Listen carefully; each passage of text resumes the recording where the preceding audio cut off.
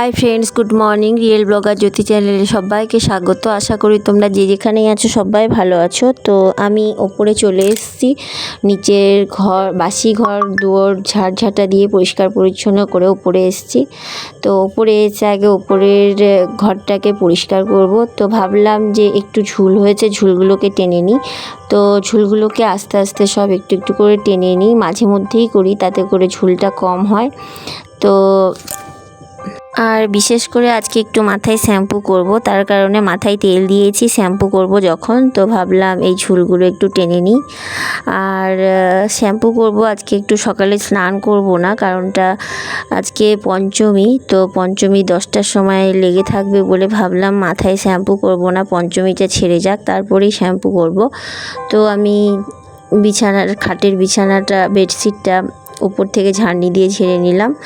আর ঝুল ছিল না তেমন করে, একটু করে ছিল, তার জন্য নোংরাও সেরকম করে পড়েনি। তো উপর থেকে ঝেড়ে ঝুড়ে নিচ্ছি। আর তার কারণেই ভাবছি যে এই সব করে নিয়ে বাসি কাপড়টাকে ছেড়ে একটা ভালো নাইটি পরবো, দিয়ে তারপর আগে ছেলের যেহেতু স্কুল ছুটি, এটা রবিবারের ব্লগ, তো স্কুল ছুটি, সে কারণেই আগে ওকে একটু খাওয়াবো, পড়াবো, তারপর রান্না করব। তারপরে ভেবেছি আজকে আমি স্নান করব। তো স্নান করতে করতে আমার 2টো বেজে যাবে, 1:30 2টো।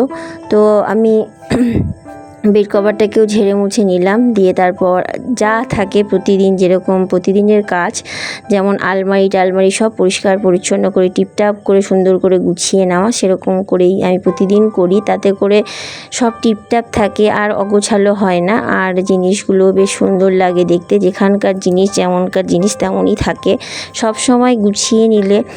আমি যেমন করি, একটা জিনিস অগোছালো হয়ে গেলে সেটা সঙ্গে সঙ্গে গুছিয়ে নিই, আর যেখানকার জিনিস সেখানে রাখি, তার ফলে আমার অগোছালোটা কম হয় আর দেখতে ভালো লাগে।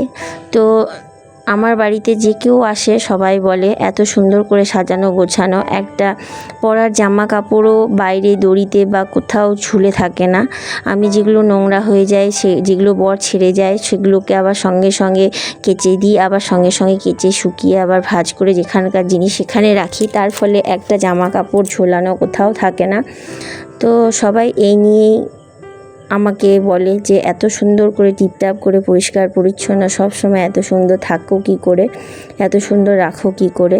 তো যে করে সেই বোঝে, রাখলে যেমন পরিশ্রমও হয় আর তেমনই খাটনি আছে অবশ্যই, তেমন পরিষ্কার পরিচ্ছন্ন থাকলে মনটাও আনন্দ লাগে। বিশেষ করে যারা এইভাবে পরিপাটি করে গুছিয়ে থেকে অভ্যস্ত, তাদের মনের দিক থেকে খুব শান্তি পায়, যেমন আমি।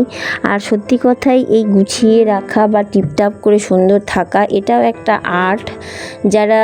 যারা এই রকম করেই পছন্দ করে বা এইভাবেই কাজ করে, তারা খারাপভাবে রাখতে পারবে না, বা কোনো রকমের কাজ সেরে দিল, সে যেমন তেমন হোক, সেইভাবেও করতে পারবে না। তো এটা একটা অভ্যাসে পরিণত হয়। তো বলতে পারো এটাও একটা আর্ট। তো আমি ছোটোবেলা থেকে এইভাবে গুছিয়ে পরিষ্কার পরিচ্ছন্ন রাখতে ভালোবাসি, যেহেতু মাকেও দেখেছি সবসময় পরিষ্কার পরিচ্ছন্ন থাকতে। তো সেই রকম করেই আমি এইসবগুলো রাখি। আর সত্যি কথাই যে এগুলো করতে যেমন পরিশ্রমও হয়, তেমন মনের দিক থেকেও আনন্দ লাগে। তো তোমাদের সাথে কথা বলতে বলতে দেখো আমার ঘর বারান্দা সব ঝাড় দেওয়া হয়ে গেছে, দিয়ে ব্যালকনিটাও ঝেড়ে নিচ্ছি। আর প্রতিদিন একটু একটু করে এই জানলাগুলো ঝুলগুলোও ঝেড়ে নিই, আর এত মাকড়সা হয় বলার বাইরে। তো আর এই সবগুলো প্রতিদিন করলে না, যেরকম অনুষ্ঠানে বা পুজোর ইয়েতে যে বাড়িঘর ঝাড়তে হবে সেরকমটা আমাকে করতে হয় না, কারণ আমার বাড়িঘর সবসময় পরিষ্কার পরিচ্ছন্নই থাকে। তো সবটা ঝাড়ঝাঁটা দিয়ে ব্যালকনি পর্যন্ত ঝাড়ঝাঁটা দিয়ে বের করে নিয়ে চলে এলাম, দিয়ে ছাদটাও প্রতিদিন এইভাবে ঝাড় দিই, ফলে পাতা বা নোংরা হয় না, ছাদটাও বেশ টিপটাপ থাকে। আর এখানে কাপড় টাপড় মেলতে আসতেও বেশ ভালো লাগে, ফুল তুলতেও ভালো লাগে, সে কারণে আমি ছাদটাও পরিষ্কার পরিচ্ছন্ন রাখি। আর ছাদটাও ঝাড় দেওয়া হয়ে গেছে। তারপরে আমি তোমাদের সাথে গল্প করতে করতে এই ছাদটা ঝাড় দিয়ে তারপর বারান্দা ঘরটাও মুছে নেবো। তারপর কাপড়টা ছেড়ে নিয়ে হাত পা ধুয়ে তারপর আমি নিচে যাব, নিচে গিয়ে আবার ছেলের জন্য খাবার তৈরি করব। যেহেতু আমি যেখানকার মেয়ে সেখানকার কালচার আর এখানকার কালচার পুরোটাই আলাদা, তো সব দিক থেকে আলাদা আমার। তো ওখানে আমাদের পঞ্চমী হয়, যে পঞ্চমী করে সেই শুধু পালে, যেমন আমার মা করে শুধু মাই পালে। আর বাকি বাড়ির অন্যজন সদস্যরা সবাই গরম ভাত বা গরম রান্না করে খায়। তো এখানে আমরা আজকে, এটা রবিবারের ব্লগ, তো রবিবার সকাল 10টা অবধি পঞ্চমী লেগেছিল। আগের দিনটা আমরা পেলেছি, কিন্তু আজকে পারবো না। তো আজকে 10টা অবধি যেহেতু রান্নাবান্না করতে বারণ, তার কারণেই ভেবেছি যে একবারে কাপড় টাপড় ছেড়ে তারপর যাব, ততক্ষণে টাইমও হয়ে যাবে সব জোগাড়জান্তি করতে। তো সকালবেলার খাবার তৈরি করব, বলতে ছেলে রুটি খাবে বলেছে, রুটি করব আর আলু চচ্চড়ি করব। তারপর ছেলেকে খাইয়ে একটু পড়াবো, পড়ে টড়ে নিজেরা খাবো, বরকে খেতে দেবো।